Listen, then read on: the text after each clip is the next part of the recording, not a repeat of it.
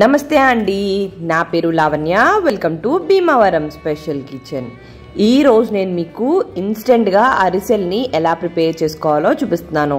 దీనికోసం మనం ముందుగా బియ్యం నానబెట్టుకోవాల్సిన పని లేదు, పాకం పర్ఫెక్ట్గా వచ్చిందో లేదో చెక్ చేసుకోవాల్సిన పని లేదు.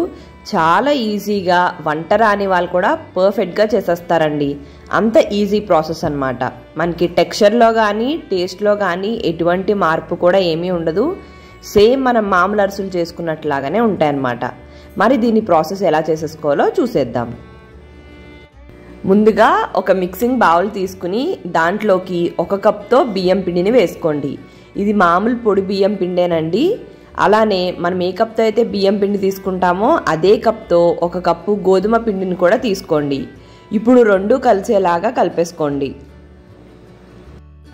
ఇలా కలిపేసుకున్న దాన్ని పక్కకు పెట్టేసేసుకోండి. ఆ తర్వాత స్టవ్ని ఆన్ చేసుకుని ఒక కడాయిని పెట్టుకుని దాంట్లోకి 2 కప్పుల బెల్లాన్ని వేసుకోండి. అలానే 1 కప్పు నీళ్ళు కూడా పోసుకుని మీడియం ఫ్లేమ్లో పెట్టుకుని బెల్లం కరిగి జస్ట్ ఈ బెల్లం వాటర్ మరుగుతే సరిపోతుందండి. ఎటువంటి పాకం ఏమీ రావాల్సిన అవసరం లేదన్నమాట.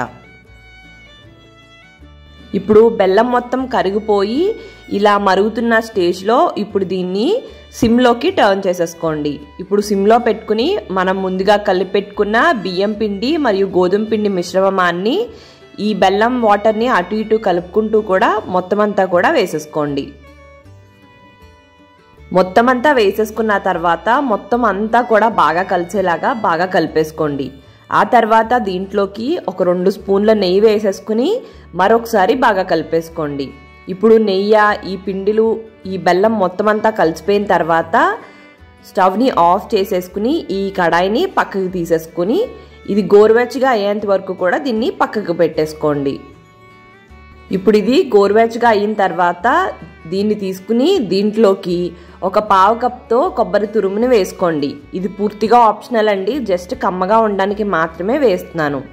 అలానే దీంట్లోకి 1/4 టీ స్పూన్ యాలకుల పొడిని కూడా వేసేసుకుని చేతిని కొద్దిగా ఆయిల్తో తడుపుకుని ఇదంతా కలిసేలాగా కలిపేసుకోండి.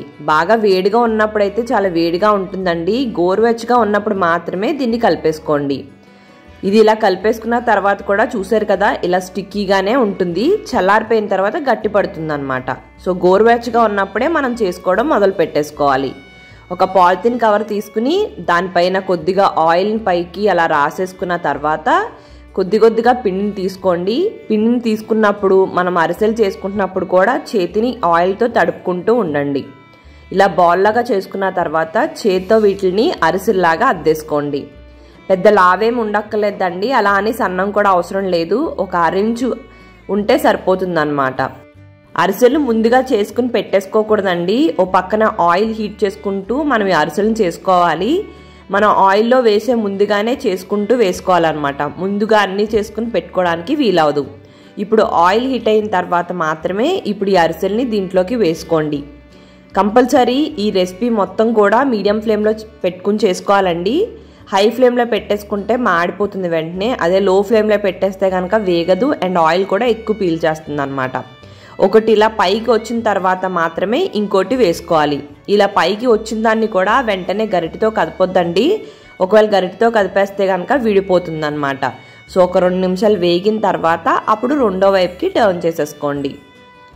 సో 2 వైపులా కూడా మంచి కలర్ వచ్చేంత వరకు కూడా వేయించుకోండి. మనందరికీ తెలుసు కొంచెం డార్క్ కలర్లోనే ఉంటాయి అరిసెలు అనేసి, ఎందుకంటే బెల్లంతో చేస్తాం కాబట్టి బెల్లం ఆయిల్లో ఫ్రై చేసినప్పుడు కొంచెం డార్క్ కలరే వస్తుంది. ఇదే విధంగా ఒకటి పైకి తేలిన తర్వాత ఇంకోటి వేసుకుంటూ ఈ ప్రాసెస్ని ఇలా రిపీట్ చేసేసుకోండి. ఇప్పుడు ఇలా ఒకటి వేగిపోయిన తర్వాత మనం ఇలా గరిటెతో తీసుకుని దానిపైన ఇంకో గరిటెని పెట్టుకుని ఈ ఆయిల్ మొత్తం కూడా ఇలా నొక్కేసుకోవాలన్నమాట. లేదంటే మీ దగ్గర అరిసెలు నొక్కునేది ఉంటే దానిపైన పెట్టుకుని కూడా నొక్కేసుకోవచ్చు. సో ఇప్పుడు దీన్ని ఒక స్ట్రైనర్లోకి ట్రాన్స్ఫర్ చేసేసుకుని మిగతావన్నీ కూడా ఇలాగే చేసేసుకోండి. ఇప్పుడు నేను మీకు నువ్వులతో చేసుకున్నప్పుడు అరిసెలు ఎలా చేసుకోవాలో చూపిస్తున్నానండి. యూజువల్గా మనం నువ్వులు తీసుకుని ఇలాగా ఆ బాల్ని నువ్వుల్లో వేసేసుకుని మనం ఇలా అద్దేసుకున్న తర్వాత డీప్ ఫ్రై చేసేస్తాం. దీనివల్ల ఏమవుతుందంటే మనం ఆయిల్లో అబ్జర్వ్ చేస్తే చూడండి నువ్వులు మొత్తం కూడా రాలిపోతాయి అన్నమాట. సో ఇలా చేయడం వల్ల నువ్వులన్నీ కూడా ఊడిపోతాయి అరిసెల్లోంచి, దానివల్ల ఆయిల్ మొత్తం పాడైపోతుంది. అలా కాకుండా ఉండాలి అంటే ఒక గిన్నెలో మనం నువ్వులను తీసుకుని దాంట్లో కొద్దిగా వాటర్ని పోసుకోండి. ఇలా వాటర్ పోసుకోవడం వల్ల ఏంటంటే నువ్వులు రాలిపోకుండా ఉంటాయి. వాటర్ కూడా ఎక్కువేం అవసరం లేదండి, జస్ట్ ఈ నువ్వులు తడిస్తే సరిపోతుంది అనమాట. సో ఇప్పుడు ఈ నువ్వులు ఇలా తడిచిన తర్వాత మనం కొద్దిగా అరిసెలు చేయడానికి కొద్దిగా ఉండని తీసుకుని ఇప్పుడు ఈ తడి నువ్వుల్లో కనుక మనం ఇలా అద్దుకుంటే కనుక నువ్వులు అస్సలు రాలిపోవండి. ఇప్పుడు సేమ్ యాజ్ యూజువల్ అరిసెల్లాగా అద్దేసుకోండి. మనం ముందుగా నార్మల్ అరిసెలు ఎలాగైతే వేయించుకుంటామో నువ్వుల అరిసెలు కూడా అంతేనండి. ఒకటి పైకి తేలిన తర్వాత ఇంకోటి వేసుకుంటూ ఇలానే వేయించుకోవాలి. ఈ ప్రాసెస్లో అస్సలు నువ్వులు అనేవి ఊడిపోకుండా ఉంటాయన్నమాట. సో ఇదే విధంగా మిగతావన్నిటిని కూడా చేసేసుకుని ఇవి కూడా వేగిపోయిన తర్వాత సేమ్ మామూలు అరిసెలు లాగానే ఒక గరిటె మీద పెట్టుకుని ఇంకో గరిటెతో నొక్కుని ఇలా పక్కకు తీసేసుకోవాలి. మామూలు అరిసెల్లాగా కూడా ఎక్కువ ఆయిల్ ఏం పీల్చదండి. సో చూసారు కదా, టెక్స్చర్ ఎపీరియన్స్ అన్నీ కూడా సేమ్ లానే వచ్చినాయి. మరి మీరు ట్రై చేయండి, టేస్ట్ కూడా సేమ్ పక్కగా వస్తుంది. అంతేనండి, ఇన్స్టెంట్ అరిసెలు రెడీ. మీకు ఈ వీడియో నచ్చినట్టయితే ప్లీజ్ లైక్ చేయండి, మీ ఫ్రెండ్స్కి రిలేటివ్స్కి అందరికీ షేర్ చేయండి. మీరు నా ఛానల్ని ఫస్ట్ టైం చూస్తున్నట్టయితే సబ్స్క్రైబ్ చేసి పక్కనున్న బెల్ ఆల్ అని ప్రెస్ చేస్తే నేను ఏ వీడియో పెట్టినా మీకు నోటిఫికేషన్ వచ్చేస్తుంది. థ్యాంక్ యూ అండి. మరి మళ్ళీ వీడియోలో కలుద్దాం.